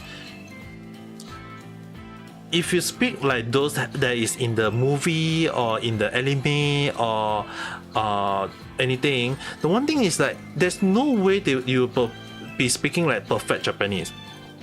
Like, why would I say that? I mean, like, the one thing is that when we're doing normal conversation, right, there will always be time when we say all these in between things, right? So in regards to that, right, Richie-san, you're able to sleep now? Okay, good night. So the thing is, right, when we speak in Japanese, there will be time when we kind of like pause or like think what we need to say, like, so like when we think what we need to say, we'll say so desu yo ne, or so ne, like we'll kind of like in between. The headache is gotten worse. Go ahead and sleep. Actually, by the way, Religion-san, do you have something like the paste to the head that make your head cool? Maybe those can help. What's my mother tongue? I may not. I mean, the funny thing is, right, in terms of mother tongue, it may be Chinese. It's more towards like I'm being only speaking Chinese to my family, but I don't really use Chinese in like normal conversational way though. Like, yes, I do speak Chinese only to my family though. My dad and my mom only speak Chinese though. So often more than not, I only speak to Chinese to them. But when in real life, when I speak to anyone or when I speak to some of my Japanese friends, I just only speak in Japanese or English. But Chinese wise, I feel like even when I speak to my real life friend, I hardly use Chinese in a way though. Even to my sister, like sometimes I still use maybe some Chinese or English, but it's kind of like mix of Chinese and English depending on the situation. I feel like I find English more easier for me though. But I tend to speak mostly, I mean like even in real life streaming, I tend to speak in English more, or sometimes if there's Japanese viewers, I will speak in Japanese. But that doesn't mean my Japanese is good though. I still feel like for me, who I learned Japanese for 9 years, yes, I definitely learned Japanese for 9 years, and I'm still learning and trying to improve on Japanese. There's a lot of kanji I still need to improve on. There's a lot of grammar I need to improve on, because Japanese is like never, like once you start using it, you definitely forget a lot of things though. And the one thing like I mentioned, does like Alex, when Alex-san say, does Japanese movie help? Yes, it does help, but also it doesn't really help. Is that most of the line that the Japanese speak when in, like, let's say drama, anime, or movies, they are reading off a script, so they read by heart. They have been practicing so that you won't hear the word or whatsoever, no. So there's like that kind of things, because it's not in the script, so they are not allowed to say that.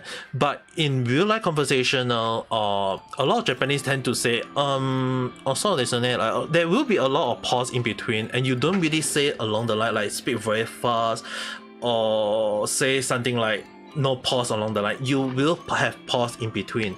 So often more than not, a lot of Japanese people found foreigner who is able to speak very fluently or like with no pause, like they will say "jozu desu yo ne" or "sugoi desu yo ne." Like in a way they do compliment, but do understand that in Japan there is also a few people kind of give a sarcasm, like how to say that, not a good way of compliment, because they will say that you are just speaking like those that is on the television, and they find it weird, at least to some of them. So often more than not, when I speak to the Japanese, I will tend to like pause in between, not speak too fast, because if you speak too fast, even the Japanese may have difficulty understanding what you are saying though. You need to have good business level Japanese for a job in Japan. Yes, in a way. It's just that the reason why they say you have to be very good in business level, the funny thing is that a lot of people is not aware is that in Japan, right, when you're applying for a job, you need to be using polite word for the job interview. So when you go for job interview, you have to be speaking in formal language so that the Japanese people can understand that, hey, you know how to be polite. But the only thing is that for me, who live in Japan, I also spoken to quite a lot of young students myself.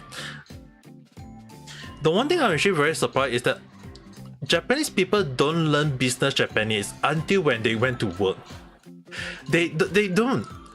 They even a lot of the high schooler I spoken to is that they told me they find it hard to understand the formal language, like the must form or the des form. So example, like when we say the actual way of saying like watashi wa ima gohan o tabemasu, which basically means I'm eating lunch right now. Like the form tabemasu, which is the formal way of eating, I'm eating. But there is the casual way of saying like taberu. So more Japanese youngster will say tabeyo or taberu. Basically they are saying like let's go and eat or let's eat along the line, but they won't use the mass form. So the only time we will hear them using the mass form is only when they start working and they have to kind of use it. If not, most of the people with younger generation, they will just use casual form. I know in Japan textbook, right, especially like Minna no Nihongo or all these things, people tend to learn mass form first, because the thing is, right, foreign people have to learn the formal way, because they want you to, like they think that most people who learn Japanese tend to be at a later state of the age, let's say around over 18 years old, 20 years old, which the age of Japanese people learning the same form. So it's important to learn the mas and the des in the way, because that is the casual, that is the formal form. But in Japan, young students learn the casual form first before they learn the formal or the Japanese language level for business. So it's kind of like different for foreigner learning Japanese versus Japanese people learning Japanese. They learn the casual form first before they learn the business form, whereas we learn business form first before we learn the casual form. So it's kind of different. And also the one thing a lot of people tend to misunderstand about Japanese language is that let's say for example why I say it's not really good to entirely use Japanese movie, drama, and anime as the base for learning Japanese. I'm not saying that it's not a good way of learning Japanese. If it helps to let you understand the speed of speaking in Japanese or listening to Japanese, yep, you can use it as a source of learning. But what you guys have to understand that in real life, the reason why I say it's different is that Japanese movie or maybe textbook, right, is only based off a fixed learning, whereas in real life there is a lot of words that you have to understand, things that is the so-called the current generation or the current era Japanese, which the textbook or movie don't really implement them. So in real life, when you go to Japan, right, if you live in Kyoto or Tokyo or Osaka, different place got different Japanese. And even more so when you say like in Japan, when you ask the Japanese people, is there like Japan animate Nihongo, like animate no Nihongo, they will say yes. The anime has its own version of Japanese language. The movie has its own the Japanese movie has its own Japanese language.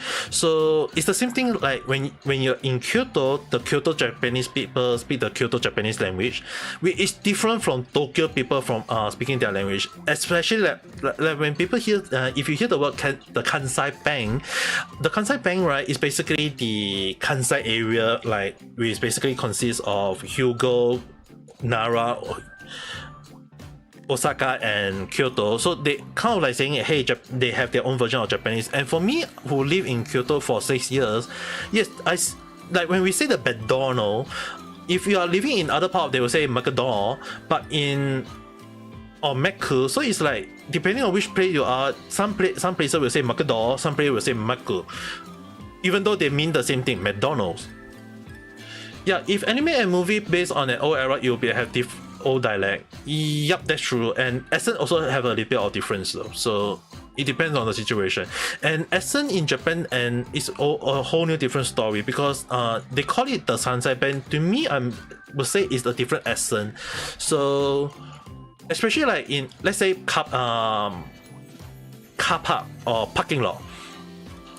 In any other part of Japan, they use the word shusha-sho, which basically mean car park or car parking lot.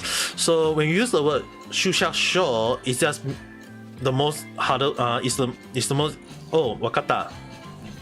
Is the parking lot. But when you are in Osaka, they don't even use shusha-sho. They use the word motopulu, which is basically the word moto and the word pol, pool. So most people will tend to misunderstand that. So is a pool for motorcar or motorcycle along the line? But when you found out that motopulu in Osaka mean car park, then you'll be like, Nani? Along the line. So yeah, different place in Japan really have different way of saying a lot of things. So you have to be very careful about Japanese in different prefecture along the line. Like even for me who was living in Kyoto, a lot of time I do use the word arigato gozaimasu, but when you're working in some places, instead of saying arigato gozaimasu, we use the word okini, and okini basically mean thank you or arigato gozaimasu. So it's really like depending on which part of Japan you have to use that part of Japanese, and it's just basically in a way throwing out all the Japanese you learn out of the window. So when I learn the standard Japanese a little bit and I go to Kyoto, I was like, I totally learned the whole damn thing wrong. Is there anything about we generally? I'm gonna assume the way that you're saying like that we generally don't know about internet. If you guys are looking at some of the internet source, let's say the guy in Kyoto or a bot in Japan, right? They are good source of understanding their view on Japan, but not entirely so. I mean, no offense to the person behind a bot in Japan. He put up great video about a lot of things in Japan, but it doesn't mean that he's representing the whole of Japan. Because for me, who live in Kyoto area and occasionally went to different part of Japan, the one thing I do understand from my interaction with a lot of local Japanese people is that what you see online is one-sided in a way, and sometimes you have to go to the back alley or understand, like talk to some people to understand. Sometimes things may be not what people say. Like even when say let's say for example, some people live in Japan and say that, hey, I want to try living in Japan for 1 month. Is it a good thing or is it a bad thing? Some people will say, hey, I'm not having a good moment in Japan. The thing is, right, sometimes those people didn't really plan how they live in Japan. And for me, who I live in for 6 years alone, 6 years, the one thing I do know about living in Japan is that sometimes you have to take the chance to explore a lot of things. You have to go beyond and look at for yourself, and sometimes it does take a little bit of luck.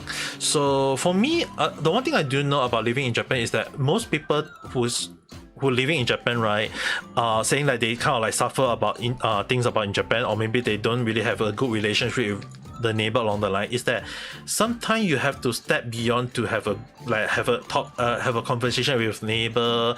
You have to understand that in Japan there is a culture of giving small gift to your neighbor when you move into Japan, to tell them that, hey, I'm living in here for around for quite a while, and I hope that I'm giving you a gift to let you guys know that I'm living here now, and say along the line of saying that, hey, if I do anything offensive, how you guys can forgive me along that line. So sometimes you give a little bit of small gift. It can be like a hand soap, or it can be a small snack along the line to kind of like break the ice. And if you can have a normal conversation with them, then hey, you are able to have a good neighbor to have a nice chat along the line. But if you come across some person that give you a weird vibe or bad vibe, or let's say for example, if you come across a horny old man, at least you know that there is a horny old man near your neighborhood, and you have to be very careful. So often more than not, there's a lot of things you have to do to consider. So like even in living in Japan, sometimes it depends on how you handle this situation. Another thing, a lot of people that a lot of YouTube video I tend to notice they tend to miss out is that they only like look at like supermarket that is near their place, when in fact there is like, I mean, like some of them even go to just only buy food from convenience store every single time, when there is like just like additional 5 more minutes and you can just reach the supermarket. I mean, like sure, convenience store in Japan mean that you can buy anything you want. You can buy meat, you can buy veggie even in convenience store, but convenience store tend to be at mark up their price at a highest price than supermarket. So often more than not, you can just go to supermarket to buy things at an affordable price.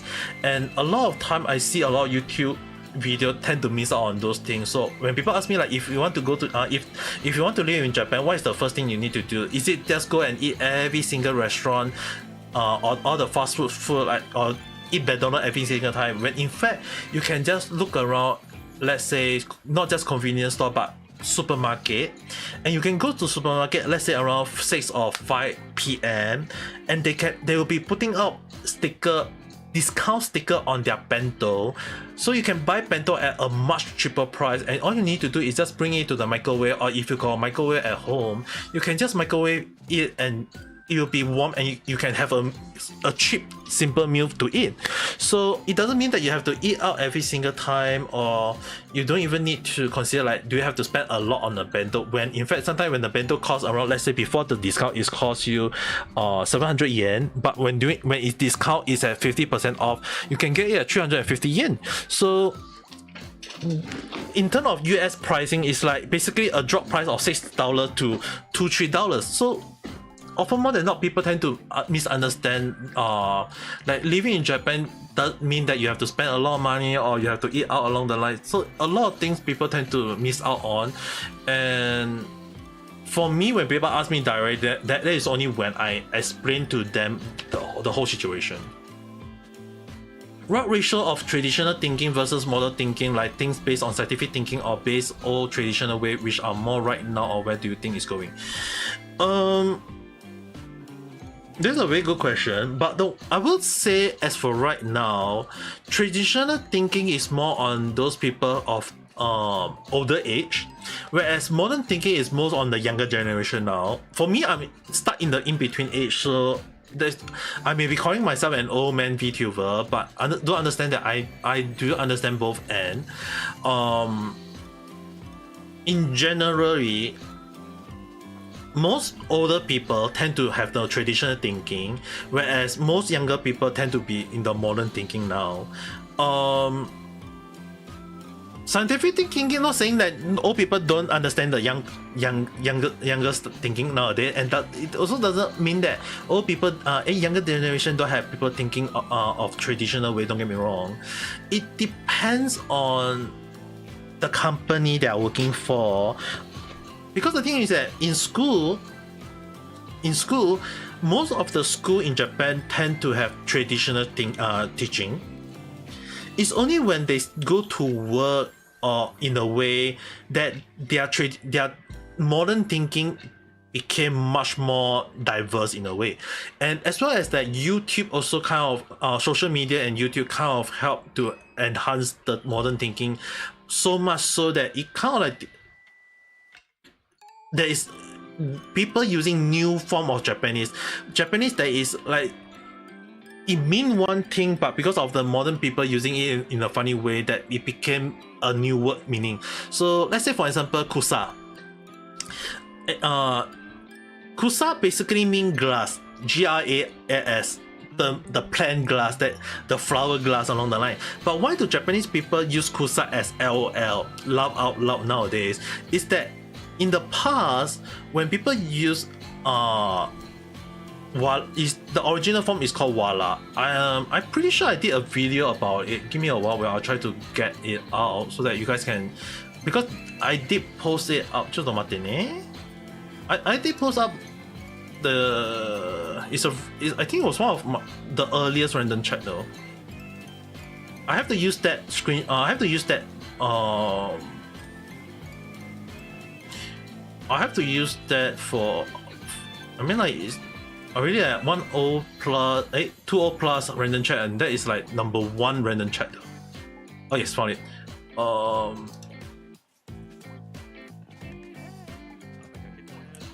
Okay, let me open up for you guys to check.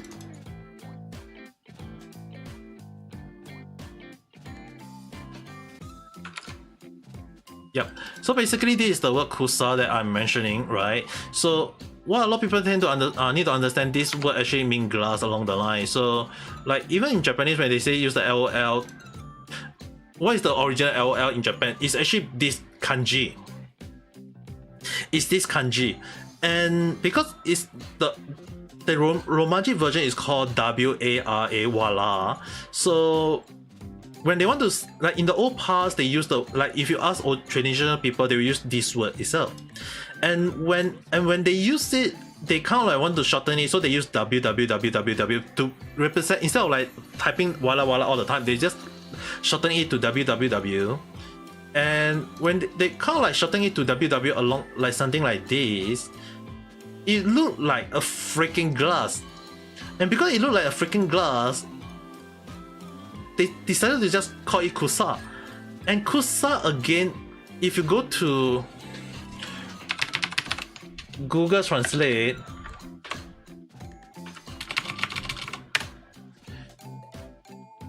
if I write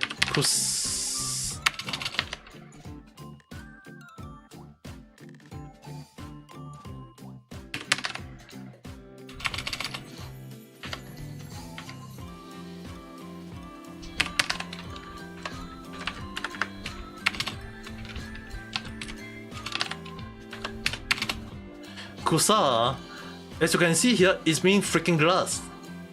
So the one thing a lot of people need to understand is that Kusa means glass, but if you go and research it and you don't even know, Kusa itself is really in modern era mean LOL. So there are times people who don't understand like Kusa, like older people don't even understand Kusa mean LOL, but in younger generation they know the meaning called LOL. So does modern thinking, like modern people of having like modern thinking along the line, is that modern people, younger generation, they think like the way they think is so much different from older generation that it changed a lot. It changed, it became diverse in a way that it just became in some form called ridiculous. Even like Hontoni, or Maji, like the old, like it's initially it was called Hontoni, and then people slowly use the word Maji. Like, and then when Maji, I think was Choco Sensei for Hololive, and some other people start using it, and it kind of, I mean, like there are quite also other people also using it in real life, so they use the word Kachi, even when Kachi doesn't mean anything, and they just use it in many ways. So to the older people, they will be like, what the hell is all those people learning along the line? Like older generation couldn't think about it or understand it, but younger generation people will be like, yeah, kachi desu ya na, kachi, and it's just kind of like so funny when you have older people trying to understand younger generation, or younger generation trying to understand older people. Because the thing is, right, when I was speaking to a lot of old people near my, like, you have to understand, for me, I was actually given the I would say an honor to live with quite a lot of older people near my house, and they are very kind to me. When every time when I walk past their house and they are outside their house, we'll end up chatting for 5-10 minutes, or sometimes 30 minutes non-stop, like basically just speaking normally in Japanese.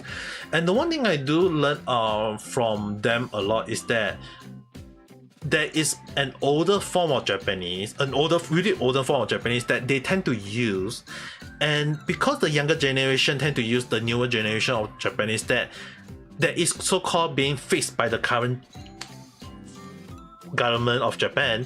So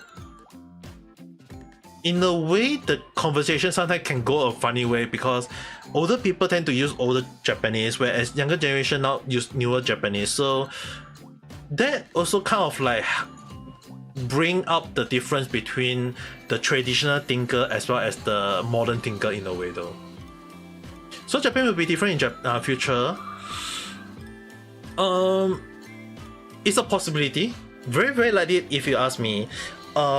Considering that right now, I would say that even for me who live in Japan, right, there is a lot of things that a lot of older company doesn't like to think and or even move along the line. Like even when people saying like, hey, Japan used to have like showcase about what was the thing again? Yes, like you can do a self checkout. Like doing a self checkout, like you just bought whatever thing in the supermarket, you bring it to counter, and you can do your own. You can just scan it yourself, or the machine just auto scan it for you, and you can just pay the money and get out. The thing is, right, in Japan, most places don't implement that system yet. It doesn't mean like, hey, just because Japan show there is a system like this, it doesn't mean that Japan will implement that system into their own. The only country that implement the self checkout where people can check out stuff on their own without any worker is Singapore. And Singapore is the one that implement like self checkout easily way before Japan, even when Japan is the one come out with the system, the technology. So in a way, the reason why Japan would not want to implement that is that, number one, they want to ensure that no one lose their job. They still believe in the traditional way of that hiring someone to do the job. Even though when modern technology and machine make things life easier. So is it a good thing that now they are implementing this sort of thing nowadays in Japan? Yes, it does make life easier for many people. It does make, but again, in a way, it will also reduce the number of work for or employees that is required to work. So is it a good thing? Is it a bad thing? It go both ways. It really go both ways. With the reason why when I say like AI should be used as a tool, I know a lot of people hate AI as much as there are a lot of people who support AI. It's the same thing for in real life. When technology advances, there will be people hating on it as well as people loving it. It's just that the reason why I use this as an example is that Japan only recently implement the self-checkout system for counter all around Japan is due to pandemic. Like if the pandemic did not happen, if you go to any shop, Japan people believe in hospitality is that machine can't provide that. You need real life person to give, like you need real life person to speak to you, to give you the best service they can, and a machine can't do that. So it's the reason why a lot of shop go the traditional way. But the thing is, right, when modern era, a lot of people just like, if you ask the younger generation, they will say, hey, it's a good thing because they can say that it make checkout, they can don't need to queue for long, or they can buy things as fast as possible, or maybe if those people who is working, like, hey, they don't need to do much work, they just need to let the machine do everything, and they just kind of like do the check in between. If the machine went haywire, they can fix it a little bit and along the line. But the thing is, right, there is older people who is also against it. They will say that, hey, it means that there will be less people able to do more job, or it will also mean that people won't able to they will get fired because everything will be done by machine along the line. So it goes a lot of ways. But then again, I mean, like, even when I was working part-time in Japan, right, before the pandemic, I did ask, like, why do some restaurants don't really consider like takeaway? Like, yes, there is bento, yes, there is like, and you go to any shop, there is bento, but it doesn't mean that sit-down restaurant or any restaurant will serve takeaway. You can't even buy when you buy your food in Japan, you have to sit in the restaurant, eat, finish, and you can't basically take away. So people who, like a lot of introvert in Japan, tend to go to convenience store to buy those bento. But the thing is, right, when the pandemic hit, and I did suggest in real life, I've been suggesting in forum, like, hey, maybe you guys should consider bento takeaway, using bento as an experience, and you consider along the line of takeaway. And when Japan finally start having takeaway as an idea, it was due to pandemic. And the funny thing is, right, the takeaway, because it's a takeaway, the takeaway, right, is something that I learned not just from McDonald's Japan, because Japan, you go to McDonald's, you can take away easily. But the thing is, right, Japan tend to not think about takeaway. They believe in hospitality. So if you want to eat the food, right, best you go to the restaurant, sit down and eat. You don't eat it at home. But because of the pandemic, people realize that you can't eat at restaurants. So what do they do? What do restaurants, how do they survive? They have to bend their rule, they have to bend their moral, and they really have to come up with, and they have to accept the idea that, hey, we have to go with takeaway because people can't eat at their restaurant and people have to take away to eat.